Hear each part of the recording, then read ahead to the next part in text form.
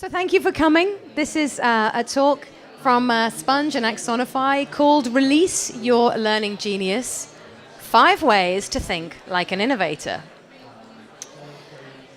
My name is Kate Pasterfield. I'm the head of innovation at Sponge UK. And I'm absolutely delighted to have with me a very special guest, JD Dillon, who actually I've learned that having 2 Ds there is redundant. So really it's J Dillon, but we need to just either call him JD, not JD Dillon. But anyway, that's what it says. He's the Chief Learning Architect at Axonify, and Axonify are partners with Sponge. We're working together in the UK and in Europe. And we're both really passionate about using technology to help people learn, to give people great learning experiences, and to drive impacts in an organization. So, why today are we thinking like innovators? Well, I wanted to prepare a couple of facts, which I can share with you. We all know that the pace of change is accelerating. This won't come as a surprise to anybody. But here are some stats from the human capital trends from Deloitte. Let's see what's going on here. 90% of organizations say their core business model is under attack. How many of you, just raise your hand if you've seen that your core business model has changed in the last year, 2 years? Yeah, quite a few of you. We work in pharmaceutical a lot. That's a big about turn. Other industries are completely changing from their core business to a whole new way. How can we adapt to this new way of working that's generally driven by digital? And here's some more facts. 70% of the global workforce will be millennials or Gen Z by 2022. So the expectations that come for us as millennials are that things are digital, immediate, social, and it just won't be acceptable to live without that anymore. The shelf life of a learned skill, this is very interesting, is just 5 years. So that means we've got this constant need to learn, to let go of old things, to add new things to our skill sets in order just to remain relevant and to be productive in our workplaces. And the average net promoter score of the learning and development department is -12. So what that tells us is that even though there's all this change going on in our organizations, we may not be perceived as moving as quickly as the rest of the company. Now the question is, how are we enabling people to thrive in this kind of world? All of us know that people are at the heart of our organizations, and look at the change that's happening. What are we doing to make sure that they can be successful? I'm hoping today that our talk is going to answer some of those questions for you, because by looking at 5 innovators that JD and I are really passionate about, we wanted to share with you some of the things that they're doing, some of their great work. We wanted to lift out some of the tips and tricks that you can get from them, show how we've applied it in our own work, and just summarize by letting you know how you can do this too, and we can work together in L&D to really lift that score. So we'll be learning about that in a second. So I'm actually going to start with our first innovator, once the clouds have finished moving. So here we go. Our first innovator is Elon Musk. Here's a little quote from him. Now, we all know that Elon Musk is an entrepreneur, he's a future thinker, and a billionaire. You may know him from some of his projects like SpaceX, where they're trying to make space travel affordable using reusable rockets. You'll probably also know him from Tesla. And in Tesla, of course, they're all about mobility using all electric cars. You may not know, or maybe you do, some of his other projects which are more emerging. They're in a state of progression. And that's the one I want to talk to you about today. Here's a tweet from Elon Musk. Traffic is driving me nuts. I'm just going to build a tunnel, boring machine, and just start digging. How many of you have ever sat in Los Angeles traffic if you've ever been to the States? Maybe you're from the States. I have done that, and It is notorious. And this has become an opportunity for Elon Musk to change things. So the idea of this, it's called the boring company, but there's nothing dull about this idea. It's all about going underground, beneath the city streets, having cars going at speeds of up to 150 miles per hour, and in doing this, relieving the congestion that's on the road's surface. Now, as we showed the tweet, this is an idea that came to him in 2016. By 2017, he'd already bought a second-hand boring machine. I love that a billionaire buys a second-hand boring machine. And he dug a test tunnel underneath the SpaceX headquarters. And then, by August, he'd got permission from the LA Council to dig a tunnel of 2 miles underneath the city streets. What I find remarkable about that is that although he has huge ambition and takes a really big idea, the way he's moving forward is through a series of small experiments, asking questions. How do we dig a hole under the ground? Is it possible to put it underneath a city with cars driving over the top? And by sequentially asking questions and taking this kind of experimental approach, he's able to move from a huge idea to something much more practical.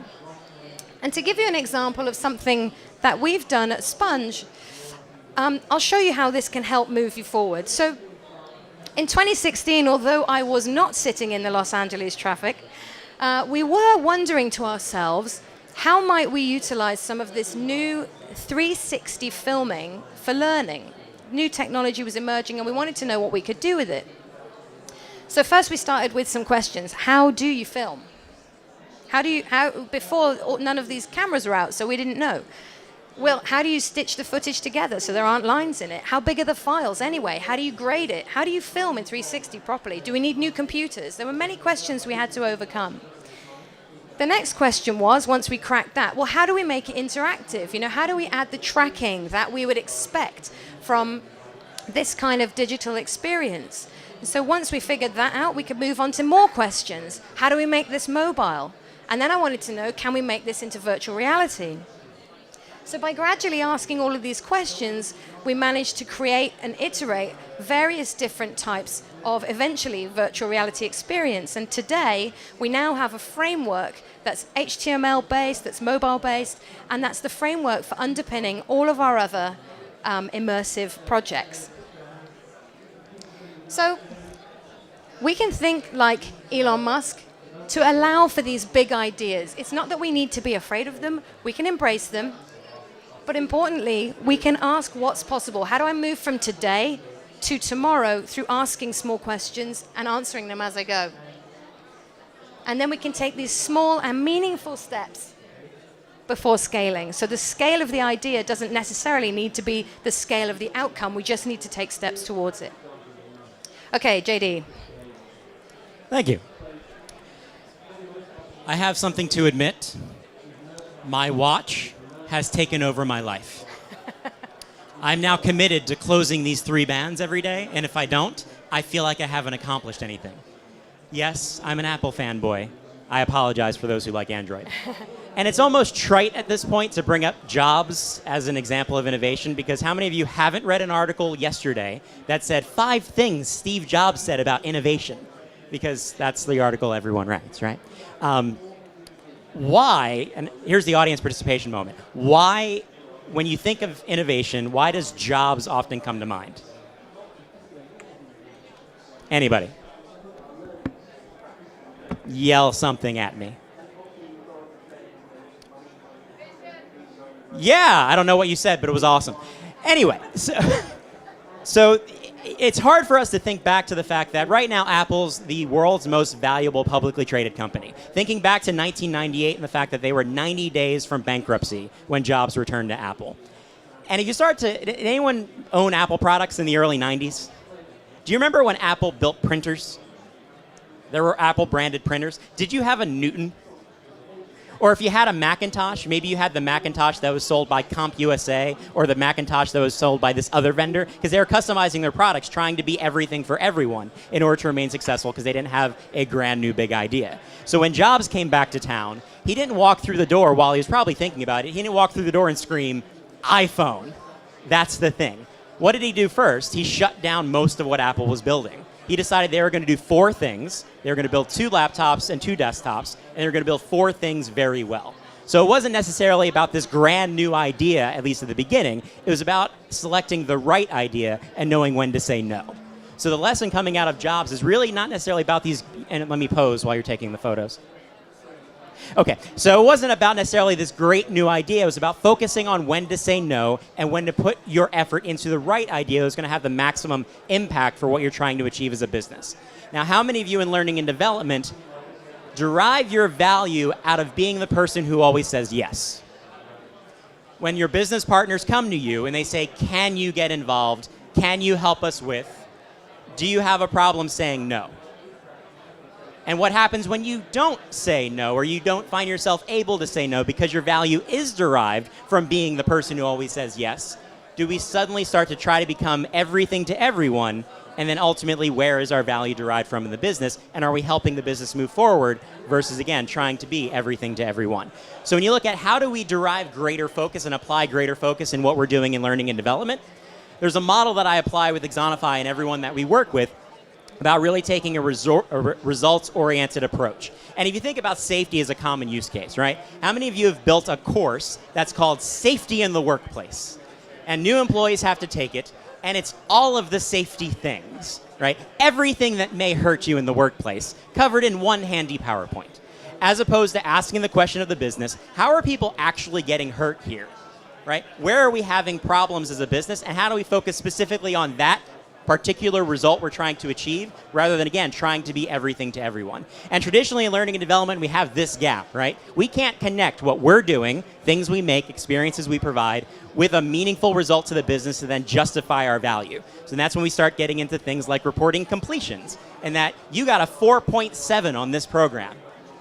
What does a 4.7 even mean? I don't know. So how do we connect those results? Well, for me and the work that I do, one, it's about identifying what is the specific measurable you're trying to achieve as a business. Yes, we're trying to get safer as a workplace, but what specific metric? Are you trying to reduce back injuries? Are you trying to reduce hand injuries? What is the specific thing we're trying to achieve, and how are we going to try to move the needle? From there, it's working backwards. So what's the identified measurable behavior? What do you expect people to do in order to achieve that result? What does it look like? And if you took a picture of it, what would it be? Because that tends to be where we have a hard time, is defining specific behavior. Then working backwards to what's the fundamental knowledge? What do people have to know in order to execute that behavior to ultimately achieve the results? And then finally making the decision around, what are we going to build? What's the right content? Can this be achieved by a job aid, or do we have to go further? Do we have to build video? Do we have to build an immersive experience? So it's really with starting with the results in mind and having the focus to work our way backwards through this process to ultimately build just the right solution and not try to be, again, everything to everyone in our organizations. So again, to apply this Jobsian-like focus, that's a new word, tweet that. First, stop kitchen sinking it. So again, rather than customer service in the workplace, what are the specific customer service problems you're having, and how do you tackle those with focus to deliver measurable value to the business? Focus on what matters most. So it's not just everything the subject matter expert says, put it on the slides, right? What are we trying to change as a business, and how are we going to recognize that impact? Building focused solutions, solving specific, meaningful problems, not trying to be everything. And finally, measuring. If you can't measure the impact of what you're doing, why did you even do it? I think it's an interesting question to ask people. If you can't measure the impact, you're never going to know if you had impact, and you're going to be left saying, everyone took the course, and that's where your measurement will stop. So a little bit about thinking like Steve Jobs. Back to Kate. Our next innovator is J.K. Rowling. Now, J.K. says there's always room for a story that can transport people to another place. And I like that quote, and I think it's never been more true, because we're in a sea of information and we need to see something that cuts through and resonates with us. The author of this Harry Potter phenomenon has reconnected a whole generation of readers and their parents with the world of the magical and the imaginative. The Harry Potter books are the best-selling in the world ever. Over 400 million copies have been sold. They're translated into over 69 languages. They're in 200 countries. And J.K. herself is the world's first self-made billionaire author. So, pretty cool. But why was it that she was so successful with these Harry Potter stories? And I think the answer lies in exactly that. She told a cracking good story. And anybody who's read the Harry Potter novels will probably have been hooked from the start of Harry going to school right the way through to the end. And you may have watched the films. And what we know about this is that it's like a retelling of the old English boarding school novel. And there are fantastic friendships in there. There are terrifying beasts in there. There's imaginative scenes of flying Ford Anglias through the countryside. And what that really means is that we're connecting people with their emotions and their imagination in order to make things more memorable. And I think that storytelling is a very powerful and underrated tool in learning. So I want to give you an example of storytelling that we've done recently at Sponge. Did you know that every day 7 post people, are attacked by dogs? Every day. Can you imagine going to work and knowing that you're going to be attacked by a dog in your work? I mean, like, none of us would find that acceptable, would we? So we're working on this project with Royal Mail right now on dog safety. Now, clearly, Royal Mail cannot actually control these dogs, okay? So all they can do is equip the people who are going to be going in and doing their postal rounds with the skills to be able to deal with these situations. There's a number of ways that we could have actually dealt with that problem. We could have produced an e-learning module. We could have done a PDF of some do's and don'ts and some tips. But how about placing you right in the heart of the action, where you go into the story, you have agency, you have autonomy, you step into the shoes of the person who's doing the post round, and you get to experience firsthand how frightening that is. Because one of the things that we heard from Royal Mail is that there's a lot of bravado around being a post person. Oh, a dog will never get me, I'll just kick it in the face, it'll be fine. But actually when it happens, it's quite frightening. And so we're creating a virtual reality experience so people can genuinely feel this whole experience. So that's kind of a fun project for us to be working on. But certainly and absolutely an application of story. And we've all got stories in our organizations that we can leverage to move this into our learning world and create an impact. So let's think like J.K. Rowling. And let's reinvent existing ideas to make new ones. We don't always have to have a brand new idea. It's about building on old ideas to create something different. Let's find compelling stories to tell. Let's embrace ways to bring things to life. J.K. was not just about the books. She embraced amusement parks and films and plays, and they've become award-winning. And we can enhance our experiences by making them more immersive. Speaking of storytelling, so this one's particularly personal for me because I spent about 10 years working for the Walt Disney Company. And if you think back to, if you're familiar with Walt and the heritage of the company, at no point did Walt say, you know what I'm going to do? I'm going to crack the hospitality field. That's where the money's at next, right? Walt was about telling stories. And there's a fun quote from Pixar where they say their films never get finished, they just get released. And the reality was when he was stuck in the medium of animation and of live action film, there was only so far he could go with his stories. So when he ventured into theme parks and he built Disneyland, it wasn't about going into the hospitality business. It was about helping you get more immersed in the story, to become part of a story that would never stop changing. There's a famous quote about Disneyland being, something that will always grow, always get more beautiful over time. And that type of idea of continuous iteration and continuous improvement. Walt was so crazy about that concept, he lived in the park. I don't know if you're familiar, but there's an apartment over the firehouse on Main Street in Disneyland in California where Walt spent his evenings. And he would come out in the morning and he'd wander around the park like every other guest. He'd go on a ride, he'd get off the ride, and he'd tell the ride operator how to fix the ride to make it better next time. So if Walt was about anything in addition to storytelling, it was about this idea of continuous improvement. And that relates to us in terms of this concept that learning is a continuous process. We and the people we support never stop learning. The question becomes, where does the way that we support people fit alongside that continuous reality of learning?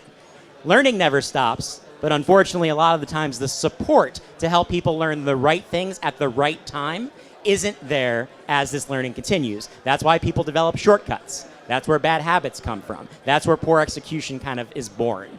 So how do we shift the experience and rethink how we apply tactics we're already using and maybe tactics we haven't tried out yet to create a continuous experience of learning and continuous iteration similar to the way that the stories continue to evolve within the Disney company? So in the experiences that I work with and that Axonify creates, it's about, again, putting the employee, the person, in the center of the experience and wrapping the right types of support, the right types of tactics around this individual, so when they need help, it's there, and they don't have to get removed from the job in order to go, quote unquote, learn something new. So what does a continuous learning experience potentially look like tactically? For me, it starts with a community of knowledge as a foundation. When you provide people with access to information on demand, everything changes. Think about your life. How many interesting problems can you solve because Google exists, right? I recently fixed my refrigerator. I don't know anything about refrigerators, but YouTube's a thing. So I fixed my refrigerator because someone else was telling me how to do it. Having access to information changed how I addressed that problem. Then surrounding the individual with tactics that help drive a continuous learning experience. Everything from leveraging motivational techniques, continuous reinforcement in the science of learning, enabling managers to become more effective coaches. In my opinion, the most important person in workplace learning is the manager. Not just the employee, and definitely not us. It's the manager. They're there every day. They control priorities, where people put their focus, what resources they have. So if we don't enable managers, we're missing the boat. Analytics, how do we focus this on data so the right person's getting the right support at the right time? And then enabling feedback. So training isn't something that's done to you, it's something that you're experiencing and are an active part of. This type of experience makes the other tactics we apply, including things like classroom events, online content, immersive experiences, that much stronger because they're not the default solution anymore. We use the right tactic to help solve the right problem at the right time, and that enables the results. So this was. I just want to be on Twitter, really. That's my thing.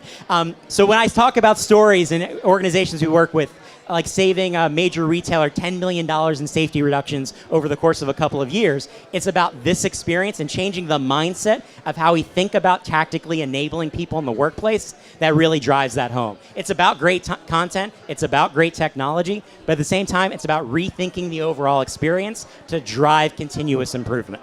So again, to apply this concept of continuous learning and think a little bit like Walt, reimagining learning is something that's always happening because the reality is it is. But how are we there as that continuous learning is taking place to help them out?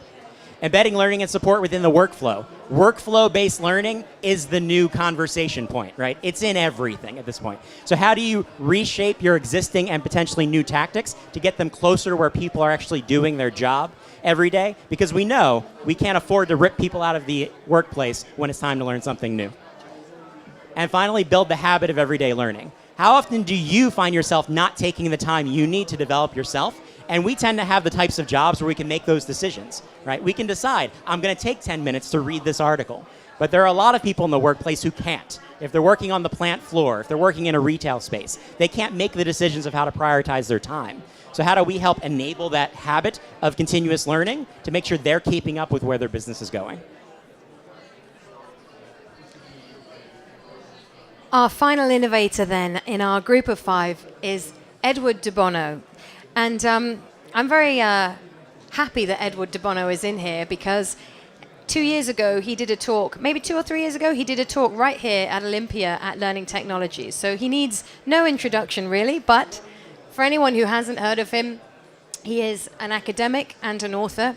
And he spent much of his life dedicated to studying creativity and creative thinking. You might know him for his lateral thinking term that he coined. And what I like about it is that he gives us, I think, 2 key things that are most relevant to us in learning and development. And the first thing he tells us about being creative is that for an idea to be creative, it inherently has to be valuable. So it's no good just doing creativity for creativity's sake. I know that sounds obvious, but sometimes in our organizations, we don't necessarily know how to harness creativity. There are some people who think, oh, it lives over with the arty people, and I'm in finance, so I don't have creativity, so I don't need to worry about that. People have this kind of attitude that it's not maybe part of their remit.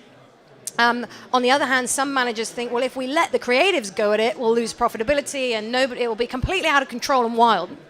It's not the case. The case is that by definition for things to be creative, they have to be both novel and useful.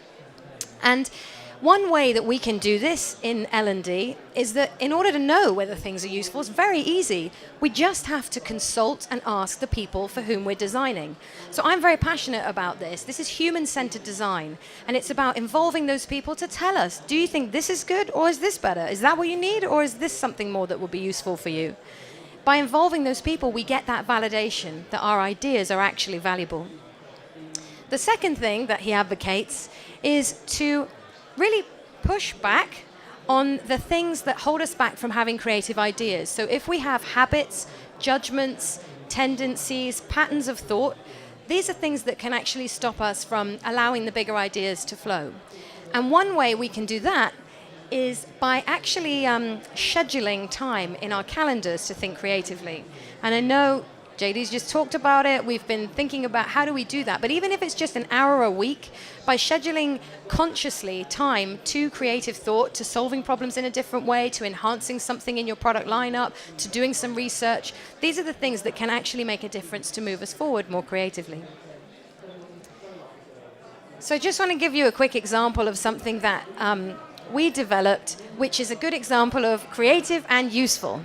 So many of you will be familiar with the GDPR, which I'm sure you all have GDPR fatigue. I know we certainly see this.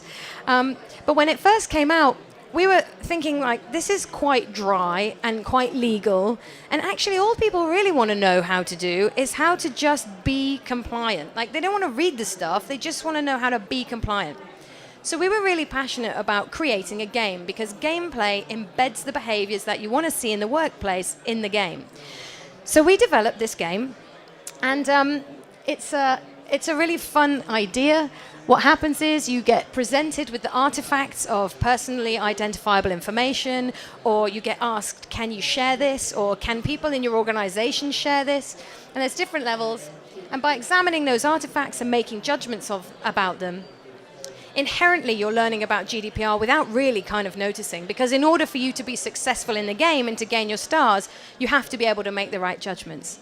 So that's just a good example of a product. We've actually built that as a product. It's an off-the-shelf product that has this idea of creative game, but not just a game for no reason. It's inherently useful.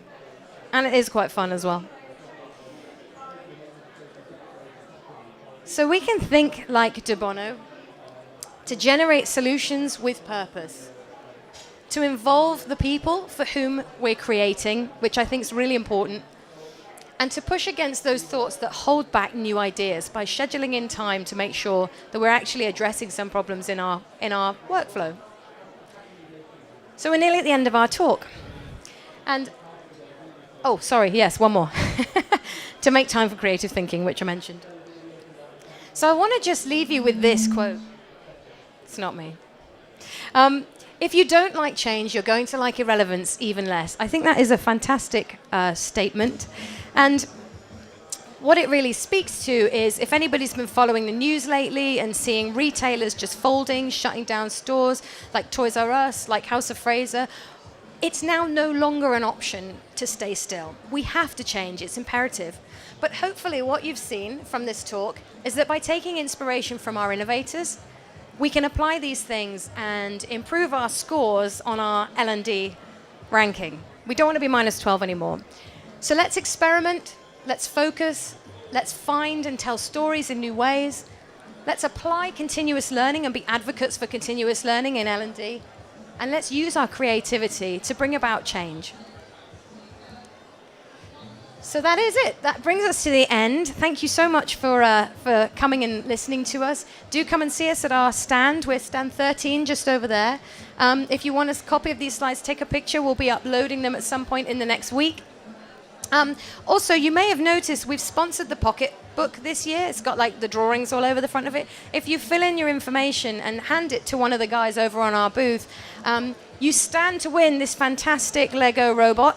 And we also have a runner-up prize of this brilliant book, Brick by Brick by David Robertson, which is all about how Lego reinvented and rewrote the rules of innovation. And Lego, one of our clients, kindly donated these prizes to us. And they really are a fantastic company. It's a brilliant, interesting book. So for any more innovative thoughts or questions, if you want to talk about innovating your learning, do please come and chat to us on our stand. Thank you. Thanks, everybody.